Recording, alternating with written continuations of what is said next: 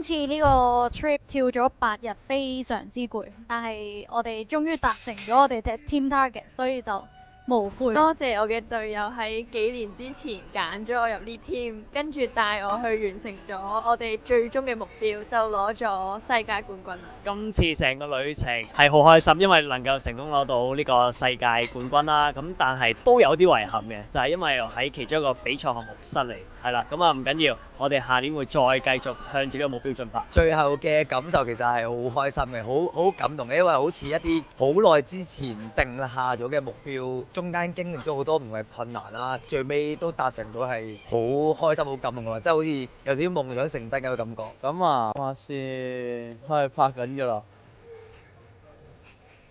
因為今次喺日本其實最大感受就係成程都好攰，因為真係每日都要跳繩，以為自己係可以應付到嘅體能上邊，最尾係發覺係唔得，因為每一日都係熱完身再呼單再熱身，即係咁重重複複，成個人散晒，好攰。